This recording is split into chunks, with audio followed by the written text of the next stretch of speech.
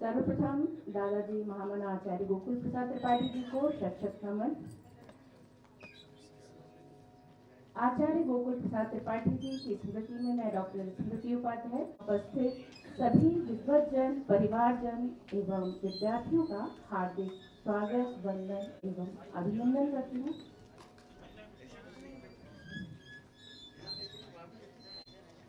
संस्कृत साहित्य पर आधारित चित्रों तथा नवीन प्रकाशित पुस्तकों की प्रदर्शनी का उद्घाटन अभी हुआ। अब आदरणीय संतोष चौबे जी, पहली बार उनका आगमन हुआ और हमें आशा है कि वे आते रहेंगे। अपना इसको समझ करके उन्होंने तो कई संस्थाएं बनाई हैं। जहाँ तक संजय दुबे, उन्हीं के विश्वविद्यालय में हमारे विद्यार्थी काम करते हैं। मैं कुछ गलत कहूँ तो वो शायद सुधारेंगे कि 6 विश्वविद्यालय उन्होंने स्थापित किए, और जैसा ये कैंपस आप देख रहे हैं उस तरह के कैंपस 6 विश्वविद्यालय उन्होंने मध्य प्रदेश में 5 और एक बिहार में उन्होंने बनाए। इन सब के वो कुलाधिपति और सारी रिकॉग्नाइज्ड विश्वविद्यालय हैं स्टेट के द्वारा, और सब में बहुत अच्छा काम हो रहा है। मैंने स्वयं जाकर के देखा कि किस प्रकार से वो एक शिक्षा शास्त्री के रूप में, एक प्रशासक के रूप में उन्होंने शिक्षा संस्थाओं का गठन किया है। वे हिंदी के जाने माने कथाकार हैं, नाटककार हैं, कवि भी हैं, और विश्वरंग महोत्सव जो आयोजित करते हैं वो अंतर्राष्ट्रीय ख्याति का साहित्य और कलाओं का उत्सव है। उनका इस आयोजन में आगमन हुआ, उनका मैं हार्दिक स्वागत करता हूँ। सरस्वती के भरत पुत्र गोकुल प्रसाद त्रिपाठी आचार्य श्री को सादर उनको नमन करते हुए और समस्त गुरुजनों और आचार्यों को नमन करते हुए छात्र छात्राओं, आज हमारे सामने एक ऐसा व्यक्तित्व विराजमान है जो भविष्य और वर्तमान में जो भी स्वप्न देखते हैं वह साकार करने की इच्छा शक्ति इतनी तीव्र है कि उसको सबके सामने साकार करते हैं। ऐसे व्यक्तित्व के धनी और वैज्ञानिक चिंतन से परिपूर्ण हमारे बीच विराजमान विशिष्ट अतिथि के रूप में श्री संतोष चौबे जी हैं, जो लगातार संस्कृति और सभ्यता को आगे ले जाने का काम कर रहे हैं। विश्वरंग एक ऐसा कार्यक्रम कर रहे हैं जो विश्व के 50 देशों में लगातार चल रहा है और उसके अंतर्गत साल भर गतिविधियां चलती रहती हैं, जो भारतीय संस्कृति के अवदान को विश्व के सामने, विश्व के पटल पर रखने का काम करती हैं। और ऐसा काम जो अभी न्यायाधीश महोदय ने सारी चीज़ें कही हैं कि संस्कृत को फैलाना चाहिए, वो काम हम विश्वविद्यालय कर रहा है। रविन्द्रनाथ टैगोर विश्वविद्यालय, यहाँ पे 7 सेंटर बनाए गए हैं जो 7 स्टार का काम करते हैं, जो भारतीय संस्कृति को वास्तव में एक वैज्ञानिक दृष्टि प्रदान करने का कार्य कर रहे हैं। हमारे यहाँ आप देखेंगे कि टेक्नोलॉजी के साथ साथ हम पुरातन सभ्यता और संस्कृति को भी ले जाने का काम आदरणीय सर के मार्गदर्शन में हम कर रहे हैं। और सर एक वैज्ञानिक सोच रखने वाले, सिविल सर्विस को छोड़कर इस विज्ञान को, कंप्यूटर विज्ञान में अगर कहा जाए तो भारत में कंप्यूटर शिक्षा को देने में अग्रणीय भूमिका आदरणीय संतोष चौबे सर की है। उनकी हिंदी में लिखी कंप्यूटर विज्ञान की किताब हजारों प्रतियां बिक चुकी हैं और कई सम्मान उनको प्राप्त हो चुके हैं।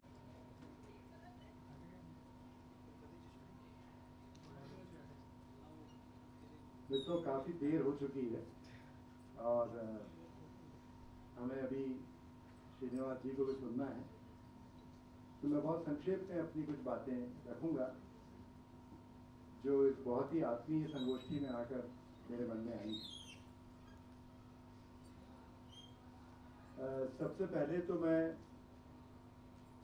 आदरणीय डॉक्टर राधा वल्लभ त्रिपाठी को बहुत शुभकामनाएं और बधाई देना चाहता हूं कि उन्होंने अपने पिता की स्मृति में ये कार्यक्रम और ये सम्मान आयोजित किए हैं। मुझे वो लोग बहुत अच्छे लगते हैं जो अपने माता पिता की याद रखते हैं, याद करते हैं, उनका सम्मान करते हैं, उनकी परंपरा को आगे बढ़ाने की कोशिश करते हैं।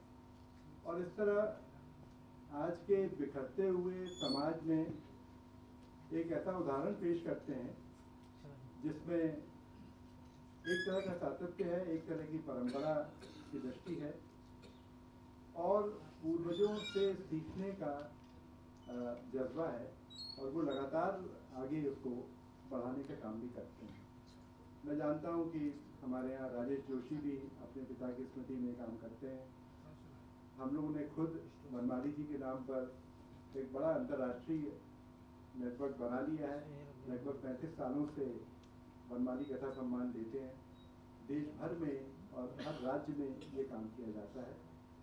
और पिछले वर्ष जब दादा वल्लभ जी मेरे पास आए थे तो मैं उस समय नहीं आ पाया था, पर इस बार मुझे आके बहुत प्रसन्नता भी है और एक सुखद आश्चर्य भी है कि इतना सारा काम संस्कृत के क्षेत्र में किया जा रहा है। मैं आचार्य गोकुल प्रसाद जी की स्मृति को नमन करता हूँ, आदरणीय शकुंतला जी को प्रणाम करता हूँ और सामने जितने परिवार के सदस्य हैं उन सबको भी बहुत शुभकामनाएं देता हूँ। मेरा संस्कृत से बहुत ज़्यादा नाता नहीं है, हालांकि मुझे याद पड़ता है कि महामहोपाध्याय पंडित गिरधर शर्मा चतुर्वेदी हमारे परिवार के पूर्वजों में थे और जयपुर में रहते आए और उनके पास अथाह खजाना था जिसका हम लोग कभी कभी संज्ञान लेते थे और कभी कभी उससे बात भी करते थे। उनके बेटे भी वाराणसी में रहे और वो भी संस्कृत के बड़े प्रधान विद्वान हैं। बचपन में जैसे सबको होता है राम रक्षा स्तोत्र हमें भी पढ़ाया गया, वो पूरा पूरा याद था। राम रक्षा स्तोत्र के बहुत सारे श्लोक अभी भी मुझे याद हैं। शंकर स्तोत्र भी याद कराया गया था और नमामि शमीशान निर्माण रूपम वगैरह वो अभी तक याद है। उसकी छंद और उसका लय जो है मेरे मन में बैठा हुआ है। अभी हाल में एक कहानी में मैंने उसका उपयोग किया और वो बड़ी अजीब जगह से फिट हुआ जाकर। तो संस्कृत की प्रारंभिक जो प्रशिक्षण होता है उतना मेरे पास है। एक समय में भर्तरी का जो ज्ञान शतक था वो रेडियो पर सुनाया जाता था। ये अब परंपरा खत्म हुई, लेकिन वो सारे श्लोक जो शिक्षा के बारे में थे अभी इस समय रिकॉल नहीं कर पाऊंगा, याद आएगा तो कुछ बोलूँगा। तो वो ज्ञान शतक के भी बहुत सारे श्लोक मैंने याद किए थे और धीरे धीरे जब इंजीनियरिंग में आया और टेक्नोलॉजी में चला गया तो संस्कृत का जो प्रारंभिक ज्ञान था वो पीछे छूटा। लेकिन अभी भी बहुत सारी ऐसी बातें हैं जो मैं संस्कृत के प्रति अपने प्रेम को महसूस करते हुए, जैसे कविता में जो लय की बात है, कविता में जो छंद की बात है, आधुनिक कविता में से लय और छंद छोड़ दिया गया, इसलिए उसमें से रस भी गायब हुआ है। और जो रस है वो मूलतः उन संस्कृत परंपरा से और छंद से आता है। भर्तरी ने ही भाषा को बरतने के बारे में बहुत अच्छी बातें कही हैं और क्या बताया जाए, यदि उनको ठीक से पढ़ा जाए तो बहुत अलग तरह से हमारी कविता अब सामने आ सकती है। तो कई बार मुझे लगता है कि आपने अभी जिक्र किया कि संस्कृत भाषा का आधुनिक समय में क्या उपयोग या क्या महत्ता हो सकती है। परंपरा और ज्ञान को जानने के बारे में तो सारी बातें होती ही हैं और उसके बिना आप अपनी जड़ों तक नहीं पहुंच सकते। मैंने अभी सर से बात की थी, राजा वल्लभ जी से, कि मैंने हाल में शंकराचार्य के बारे में किताब पढ़ी और जो ज्ञान परंपरा और जो 6 ज्ञान परंपराओं की बात वो करते हैं और साथ ही वो खुद अपनी प्रस्तुत करते हैं। तो मुझे इतना आश्चर्य हुआ और मैं बिल्कुल एक अलग नए तरह के उत्साह से भर गया और मुझे लगा कि मुझे ज्ञान परंपराओं के बारे में दोबारा पढ़ना चाहिए। हालांकि राधाकृष्णन ने जो कहा है वो किताब मेरे पास है, उसको मैंने देखा। मैं एक तरह से संस्कृत के मोह में पढ़ता जा रहा हूँ। मुझे हसनैन साहब को देख के लगता है कि मैं भी एक कोर्स ज्वाइन करूँ और संस्कृत को आगे जानने की कोशिश करूँ, क्योंकि अभी तक मैं अनुवाद में पढ़ता हूँ, दूसरी चीज़ों में पढ़ता हूँ, कई रेफरेंसेज होते हैं। मुझे श्लोक याद आया विद्या नाम नदर स्वरूपम अधिकम प्रच्छन्न गुप्तम धनम, ये वाले श्लोक हमें सिखाए जाते थे जी। और ये हम लोग बड़े चाव से और गाते रहते थे, अभी भी बीच बीच में वो गूंजते हैं। तो मैं क्या कह रहा था कि संस्कृत मुझे एक चुंबक की तरह इस समय खींच रही है, और संभावना है कि मैं सर को गुरु मानते हुए कुछ और चीज़ें पढ़ना उनके साथ में शुरू करूँ। सर की जो YouTube की बात हुई, तो ज्ञान परंपरा पर जो उनका अभी इस समय YouTube चल रहा है, उसी यूनिवर्सिटी का आप डिप्लोमा संस्कृत का कर लीजिए। बहुत अच्छा लगता है, और बहुत तरह से उसमें विविध वर्णी ज्ञान आपको उससे प्राप्त होता है। दूसरी बात जो मुझे लगती है कि अभी कंप्यूटर साइंस ने संस्कृत को एक बड़ी वैज्ञानिक भाषा माना है, और हालांकि उस पर बहुत काम नहीं हुआ है, लेकिन संस्कृत को इसलिए भी उपयोगी माना जाना चाहिए कि कंप्यूटर साइंस के लिए और आधुनिक विज्ञान के लिए उसके बहुत सारे परिप्रेक्ष्य देखने में आते हैं। पवन वर्मा जब आए थे तो उन्होंने बताया कि शंकराचार्य की जितनी स्थापनाएं हैं वो सारी वैज्ञानिक दृष्टियों से अब जाके साबित हुई हैं। तो जो भविष्य की ज्ञान परंपराएं हैं या उनका जो संबंध भारत के पुरातन ज्ञान से है, वो स्थापित करने से युवा उस पर ज़्यादा ध्यान देगा, ऐसा मुझे लगता है। उन्होंने हाइंसबर्ग का प्रिंसिपल बताया था और वो सिद्धांत बताए थे, और शंकराचार्य मेरा ख्याल है कि जो वाद विवाद की बात करी वो यहाँ नहीं, ओंकारेश्वर में नहीं, शायद वाराणसी में हुआ था, लेकिन वो सर ज़्यादा अच्छे से जानेंगे।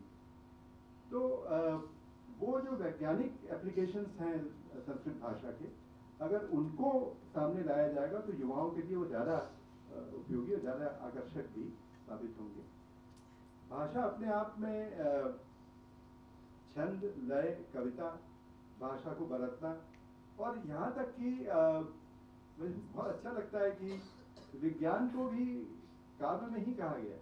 मतलब कविता का जो स्रोत है, कविता की जो ताकत है, छंद की जो ताकत है, तो जितने वैज्ञानिक ग्रंथ हैं बहुत सारे, वो भी कविता के फॉर्म में ही हैं, और इसको एक बार देखा जाना चाहिए।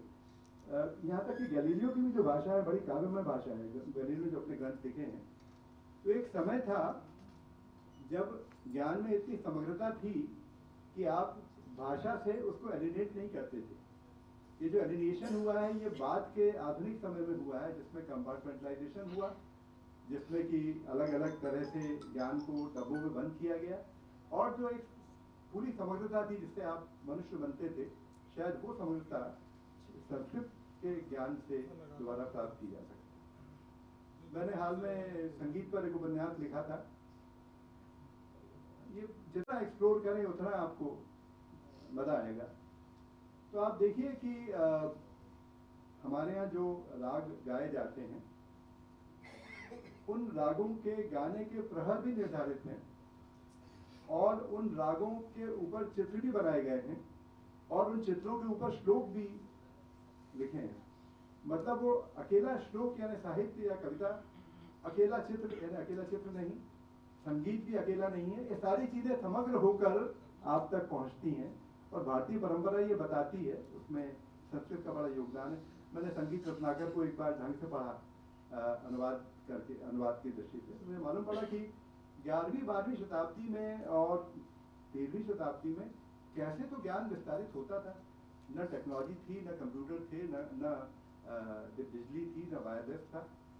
तब भी कश्मीर का एक आदमी औरंगाबाद, जिसको कि उस समय राम कुछ और देवगिरी कहा जाता था, देवगिरी पहुंचता है, वहां पर वो संगीत की पूरी परंपरा की रचना दोबारा करता है, ग्रंथ लिखता है, और ऐसा बहुत सारा काम पूरे 2000 सालों में होता रहा। तो ये इसको जानना मेरे ख्याल में भाषा के माध्यम से ओरिजिनली वहां तक पहुंचना बहुत ही आवश्यक है। पर आजकल की जो डिबेट है वो कहती है कि पश्चिम के जो विद्वान हैं उन्होंने इस भारतीय परंपरा को थोड़े से गलत तरीके से प्रस्तुत किया, और हालांकि वो उन्होंने खोजा, बहुत सारे इंडोलॉजिस्ट हैं। अभी सर अगले दिन आए थे हमारे यहाँ, तो हाइंस वेस्लर हमारे यहाँ आए थे जो स्वीडन के विद्वान हैं। और ये भी आप जानिए कि हिंदी के अलावा संस्कृत में विदेशियों की बड़ी रुचि है। हाइंस वेस्लर, मार्को जॉली, ऐसे बहुत से लोग मैं जानता हूँ जो विश्वरंग में हमारे यहाँ आते जाते हैं, जिन्होंने अपने ग्रंथों में नया, एक पुर्तगाल के विद्वान भी अभी हमारे यहाँ आए थे, पोर्तुगीज विद्वान थे, तो उन्होंने कैसे पोर्तुगीज और संस्कृत के संबंध हैं इसके बारे में एक बड़ी अच्छी किताब लिखी। तो ये जो वैश्विक संदर्भ हैं वो भी हमें खोजने चाहिए, और विदेशी विद्वान तो खुद भी ये कहते हैं कि अब जितना काम आपको और ज़्यादा करना है उतना तो आप नहीं कर रहे हैं। मुझे लगता है कि भारतीय भाषाओं के अंतर संबंधों को समझने के लिए, वैदेशिक प्रभाव को समझने के लिए एक ऐसा रिसोर्स सेंटर शायद बने संस्कृत विश्वविद्यालय में, जहाँ पर कि ये काम शुरू हो। और दूसरा, टेक्नोलॉजी के माध्यम से कैसे विस्तार होगा इस पर भी काम होना चाहिए। रेडियो में एक समय में संस्कृत के काम होता था, अब टेलीविजन दूरदर्शन में भी शुरू हुआ है। तो टेक्नोलॉजी सेंटर एक जरूर संस्कृत विश्वविद्यालय में बनना चाहिए, जो टेक्नोलॉजी और संस्कृत के बीच में, और जो उसके वैज्ञानिक संदर्भ हैं उनके विकास के लिए किताबें भी लिखी जानी चाहिए। मैंने आपको संगीत के बारे में बताया। अंत में अपने विश्वविद्यालय के बारे में थोड़ा बताता हूँ। हमने डॉक्टर राधा वल्लभ त्रिपाठी को एडवाइज़र के रूप में अपने यहाँ लिया है। वो आते हैं और जब वो बातचीत करते हैं तो फैकल्टी को भी बड़ा मज़ा आता है और बच्चों को भी बड़ा मज़ा आता है। और उनमें एक ये गुण है कि वो सीधे सीधे लोगों से कनेक्ट होते हैं और तब भी अपने ज्ञान के आधार छोड़ते नहीं हैं। तो धीरे धीरे उनका संबंध हमारे यहाँ प्रगाढ़ होता जा रहा है। संस्कृत विभाग और प्राच्य भाषा भी है अपनी। पांडुलिपियों की बात की गई, इतनी पांडुलिपियाँ सत्यानंद जोशी मुझे बताते हैं कि 90,000 पांडुलिपियाँ अभी हैं जिनका अनुवाद होना है, और वो संस्कृत में है, प्राच्य भाषाओं में है, अन्य भाषाओं में है, उनका अनुवाद होना है। तो हमने पांडुलिपि संग्रह भी शुरू किया है। और ये जो विभाग है, इसने जब नाट्यशास्त्र का कोर्स शुरू किया तो हम लोग थोड़ा सा सशंकित थे कि नाट्यशास्त्र पर कौन बच्चे पढ़ने आएंगे, कौन से लोग हैं। लेकिन यकीन मानिए कि पूरे देश से पहला बैच बहुत जल्दी भर गया। उसमें ग्रोनअप्स भी हैं, बच्चे भी हैं, 50, 60, 70, 65 तक के नाटक करने वाले लोग भी थे। और जब उनका पहला कन्वोकेशन हुआ और मैंने देखा तो मुझे बहुत आश्चर्य हुआ कि इतने बड़े जो आयु के लोग हैं वो नाट्यशास्त्र में इतनी विविध रुचि रखते हैं। उसके बाद उन्होंने भगवत एजुकेशन नाटक भी किया और शो किया, जो कि बाद में शायद ऐसा कह रहे हैं कि आपके यहाँ से भी नाटक लंदन गया था। तो नाटक से संबंध अगर जोड़ा जाए, और ये हसन साहब ने बिल्कुल ठीक कहा कि भाई कालिदास को भारत का शेक्सपियर नहीं कहना है, शेक्सपियर को लंदन का कालिदास कहना चाहिए, क्योंकि कालिदास तो बहुत पहले अपना काम कर चुके, अभी 300-400 साल पहले शेक्सपियर जो है 500-700 साल। तो ये ऐसे बहुत सारे करेक्शंस करने हैं। हमें गैलीलियो को श्रेय देने में कोई रुचि नहीं, मतलब कोई आपत्ति नहीं है, लेकिन हमारे यहाँ आर्यभट्ट कुएं कम से कम ये मेंशन होना चाहिए जब हम विज्ञान का इतिहास पढ़ते हैं। या हमारे यहाँ के जो ऑस्ट्रेलिया में कहते हैं कि सुश्रुत का वर्ष लगा हुआ है, और सुश्रुत को लेकर ऑस्ट्रेलिया में उसको विज्ञान के जनक जैसा मानने का चरक के बारे में भी कहा जाता है। तो ये 75 वैज्ञानिकों को, ऋषियों को निकाला गया है, जो अब प्रिंटिंग एग्जीबिशन बनी है। ये 75 ऋषि वैज्ञानिकों का विज्ञान में क्या योगदान रहा, ये पिछले 2000-1500 साल का, इसको भी बच्चों के सामने लाने की ज़रूरत है। शायद मैंने कोर्स देखा नहीं, मैंने भी कहा पांडे साहब से कि मुझे अपना कोर्स बताइएगा, उसमें इस तरह के जो योगदान हैं उन पर थोड़ा और काम करना चाहिए। निश्चित ही इसका अब मैं करिकुलम की बात अभी नहीं करूँगा क्योंकि वो फिर आगे चली जाएगी, पर हमें आधुनिक ज्ञान परंपरा से रिलेट करते हुए अगर हम पढ़ाएंगे और उसको भी साथ में रखेंगे तो उसका जो पुरातनपन है वो थोड़ा सा कम होगा, और हमें निश्चित रूप से अपने जड़ों की तरफ जाना है। मैं बहुत ही सारा, सर ने अभी संस्कृत साहित्य का इतिहास के नाम पर 4 खंडों में जो लिखा है किताब, उसका अध्ययन कर रहा हूँ आजकल, और देख रहा हूँ कि संस्कृत साहित्य का किस तरह का योगदान रहा है। पर मैं इस बारे में बिल्कुल श्योर हूँ कि यदि हम टेक्नोलॉजी का प्रयोग करेंगे, लोगों को एंगेज करेंगे, सारे विश्वविद्यालयों को में बच्चों को एंगेज करेंगे, तो इसका विस्तार ज़्यादा हो सकेगा। एक टेक सेंटर हमें ज़रूर बनाना चाहिए, और आधुनिक वैज्ञानिक विषयों में, आधुनिक काव्य शास्त्रीय विषयों में किस तरह से संस्कृत का योगदान या प्रभाव, सर एक फिल्मों पर भी वक्तव्य देते हैं और वो भी बहुत अच्छा वक्तव्य उस तरह से होता है। मतलब ये कुछ बहुत ही अनकनेक्टेड सी बातें थी, क्योंकि मैं पहली बार यहाँ पर आया और ये कहूँ कि मुझे बहुत ही अच्छा लगा कि ये काम यहाँ पर हो रहा है। और मैं उस तरह से निराश नहीं हूँ, क्योंकि संस्कृत के बारे में अब नया उत्साह देश में देखने मिलता है और देश के अलावा विदेश में भी देखने मिलता है। और यदि हम इसको ये बहुत ही अच्छा काम हुआ कि संस्कृत साहित्य का इतिहास लिखा गया।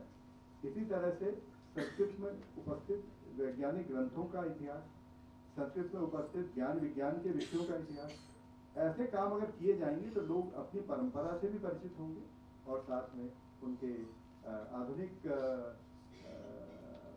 प्रभावों का भी आकलन कर पाएंगे। आपने मुझे बुलाया, बहुत बहुत धन्यवाद।